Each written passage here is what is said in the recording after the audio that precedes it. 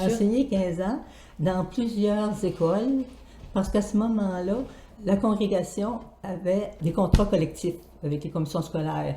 Quand on s'engageait dans une année à fournir tant de professeurs, bien, il fallait remplacer. Ça m'est arrivé de partir en plein milieu d'année pour aller remplacer une consoeur. Et à ce moment-là, je suis passée dans 13 écoles différentes en 15 ans.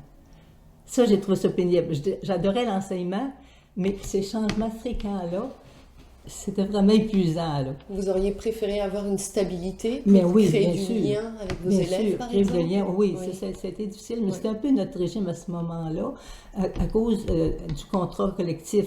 Si une de nos consoeurs devait abandonner, pour une raison ou une autre, question de santé, il fallait qu'une autre remplace. Alors, à chaque été, pendant les vacances, c'était tout un roulement qui se faisait. Là. Parfois, on pouvait laisser une classe dans une commission scolaire parce qu'une jeune fille de l'endroit arrivait de l'école normale. Fait qu'on se retirait pour lui laisser la place. Et pendant ce temps-là, d'autres commissions scolaires nous réclamaient. Il y avait toujours un roulement, puis pour en déplacer une, des fois, il fallait en déplacer 4 ou 5. Pour faire le réajustement à des compétences selon les demandes. À ce moment-là, quand la syndicalisation est arrivée, bien, ça a été pour nous autres un répit parce que là, on avait des contrats individuels, puis on n'avait pas cette obligation-là de fournir. Là. C'est la commission scolaire qui s'arrangeait avec les assignations. Quelle matière vous enseignez? J'enseignais toutes les matières au secondaire. J'avais enseigné 1 an avant d'entrer au noviciat à Amqui, en première à 7e. Et après, j'ai continué à enseigner, j'ai fait 14 ans d'enseignement après.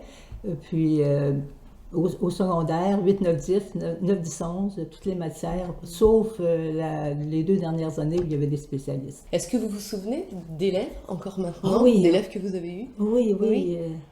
J'ai appris dernièrement le décès d'une de mes premières élèves à Amqui avant que j'entre au noviciat. J'aurais aimé pouvoir aller, finalement, au funérailles, j'aurais vu ses frères et sœurs qui sont encore vivants, mais je n'ai pas pu aller, malheureusement. J'avais un autre rendez-vous.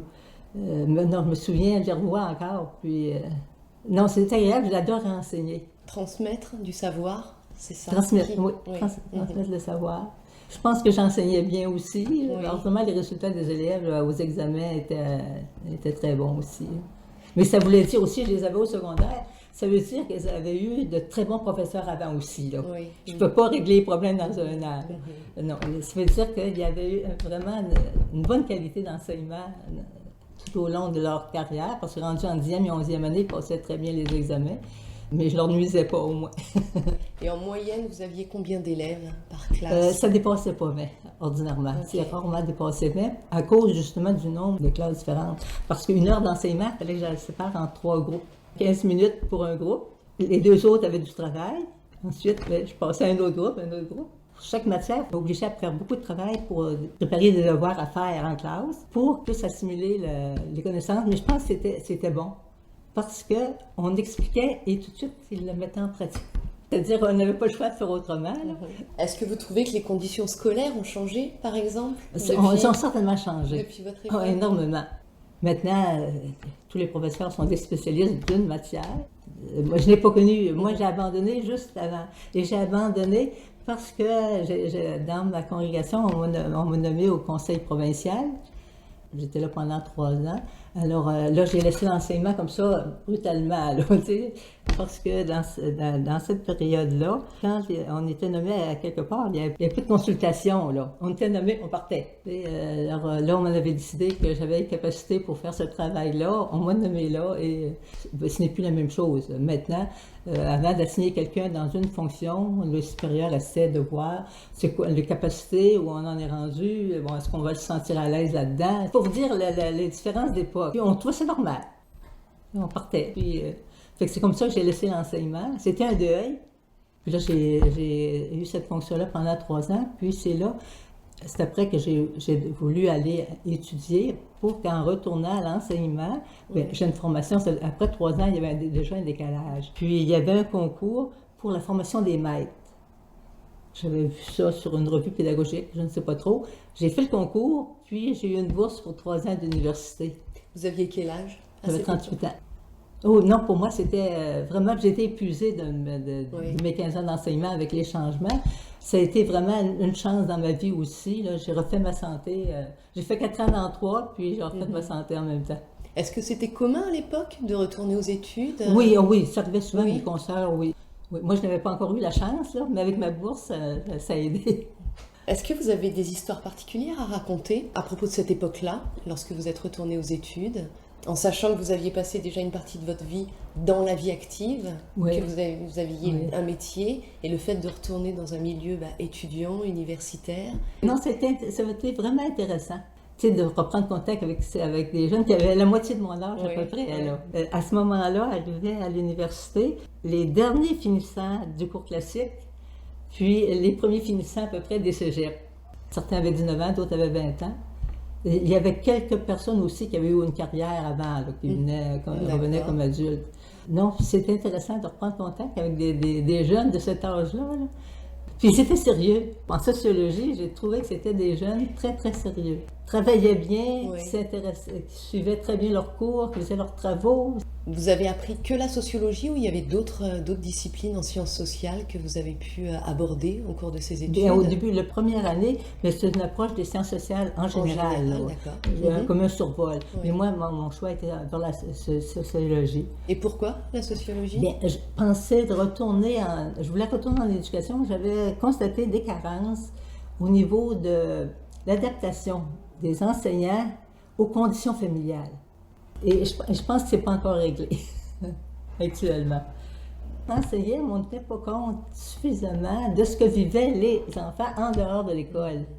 Je trouvais qu'il y avait une dimension là à explorer pour nous permettre aussi d'améliorer ce contact-là, cette présence aux familles aussi. Mais après mes études, j'ai fait des demandes d'emploi du côté de l'éducation ou même de l'enseignement au cégep. Puis je n'ai eu aucune réponse, alors que j'ai eu des offres du côté de la santé et services sociaux. D'abord au département de médecine sociale et préventive de l'Université Laval. J'ai travaillé là 5 ans. D'abord, on m'avait engagé temporairement. Le département commençait, puis ils avaient besoin d'une documentaliste temporairement avant de pouvoir engager une bibliothécaire pour s'occuper de la documentation. Ça me rendait service parce que moi, je pouvais travailler sur ma thèse pendant ce temps-là.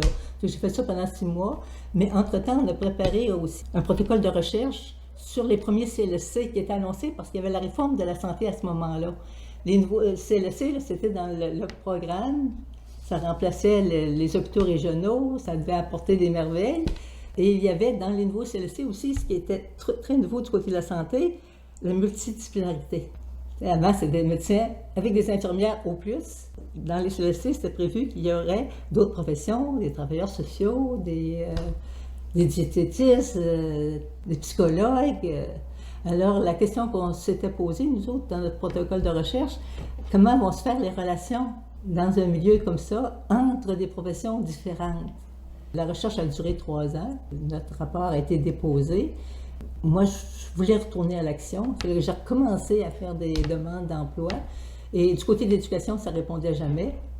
Du côté de la santé, j'avais l'embarras du choix. Je suis venue à Matane, mais le même jour, j'ai refusé 2 autres offres où j'étais passée en entrevue puis qui m'étaient accordées, mais j'avais 2 autres demandes en entrevue. Et c'était où, ces 2 autres demandes?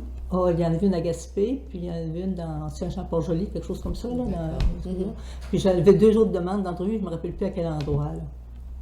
Parce qu'à ce moment-là, avec la réforme, il y avait vraiment une préoccupation sociale. C'est pas pour rien aussi qu'on voulait déjà dans les CLC qu'il y ait des gens en sciences sociales qui s'impliquent. Pouvez-vous nous conter votre action et votre engagement au sein de la communauté matanaise et notamment au sein du CLC? Bon, je suis arrivée au CLC en octobre 1976. J'ai été engagée d'abord un peu comme travail, un peu d'agent de recherche, parce que le directeur de l'époque, M. Michel Asselet, souhaitait avoir une meilleure connaissance du territoire que le CLC desservait.